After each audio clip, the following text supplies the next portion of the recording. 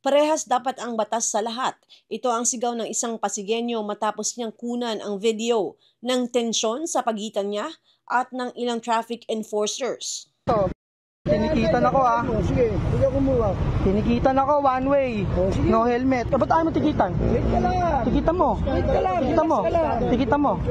Tikitan mo. Huwag mo ako utusan. Tikitan mo, sir. O, tikitan mo, sir. Ba't mo ako tinikitan? Di ba? Tikitan mo rin to. Huwag mo nga ako utusan. Tatanungin ko, sir. Hindi to nag-violate ng batas. Hindi pa nagwa-one way yan.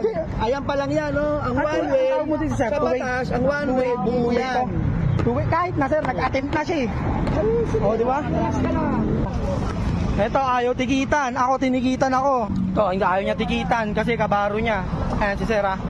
Sa isang video na kuha noong November 18, maririnig ang mainit na iringan sa pagitan ni alias Joe, isang Pasigueño, at ilang enforcer ng Pasig City Traffic Parking Management Office. Ayon sa nakalap na impormasyon, pinara at binigyan ng ticket si Joe dahil sa paglabag sa no helmet policy sa Ortigas Avenue Extension. Tinanggap niya ang violation at maayos na nagpatiket. Dumaan po ako rito na walang suot na helmet at nasita. Kukuha rin po ako ng helmet, sir. Dito lang naman po ako galing. Harap lang ng bahay mo? Apo, sir. Harap lang po. Sakto nandito siya sa harap. Blind spot, hindi ko rin po nakita eh. Nasa harapan kasi siya ng truck eh. Ayun, saktong pagpunta ko dyan, ayun nga po na nakita niya ako. Ngunit matapos iyon, napansin umano ni Joe na may isa pang enforcer na sinalubong ang one-way street. Isang malinaw na traffic violation. Dito umalma si Joe at iginiit sa nanikit na dapat tikitan din ang kapwa nilang traffic enforcer na lumabag. Mula rito, nagsimula ang komosyon na nakunan sa video. May nakasabay po akong enforcer na kasamahan niya na nag-one way. Pero hindi po niya tinikitan. Pinipilit ko na patikitan sa kanya. Ang sabi lang niya po ako daw po ang mag-issue ng ticket. Hindi naman po ako enforcer. At lalong hindi ako authorized personnel para manikit ng tao. Ayaw niya pong tikitan kasi kabaro niya po yung tao. Sabi po niya, hindi daw po makukonsider na one-way street yun kasi kalahati pa lang naman daw po yung napupuntahan ng motor. Tapos tumawag pa po ng pulis. Yung pulis po hindi naman po dumating. Ikaw nanikit sa akin, bakit hindi mo titikitan yan?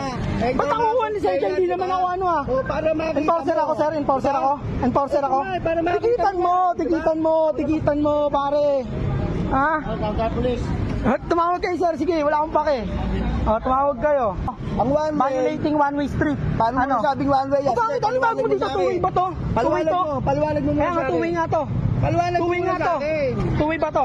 Ikaw tatanungin ko sa enforcer kay two-way ba to? Ayan, pag one way yan. Tikitan mo yan. One way yan. Yan, tumawag pa kayong pulis, ha?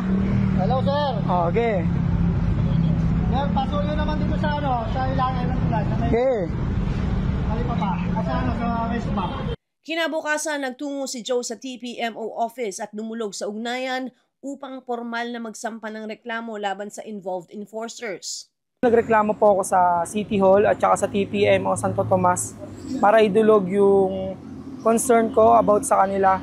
Ngayon gusto ko po sana i-reklamo at maparusahan ng karampatang parusa para po hindi na sana maulit yung mga nangyari. Sabi lang, ba't daw kasi hindi ako nag-helmet. Ganyan po. Tapos ticket. Nakikiusap naman po ako kaso lang. Wala po talaga. Hindi na po madala sa pakiusap. Siguro magbubulo pa rin po ako ng 2 araw bago mabayaran yung ticket. 2-3 po, gano'n. Nang humingi ng pahayag ang iNews, sinabi ng TPMO na under investigation na ang insidente at nakapagpadala na sila ng show cause orders sa mga enforcer na sangkot. Ayon sa opisina, hindi nila kinukonsinte ang anumang paglabag ng kanilang mga tauhan at sisiguraduhing may pananagutan ang sinumang enforcer na lalabag sa patakaran alinsunod sa kanilang guidelines. In behalf po ni Colonel Di Dios, ako po nagpapasalamat sa concern ng isang motorista. Matapos namin napanood yung insidente, ay agad ho kaming nag-issue ng show cause order para pagpapaliwanagin ang enforcer na involved po doon.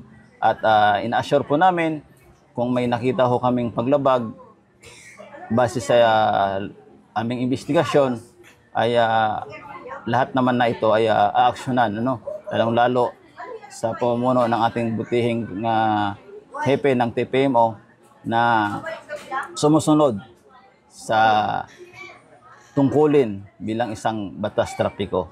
Ako si Luan Peñano para sa latest ng iNews Pasig. Balita, buhay, Pasigenyo.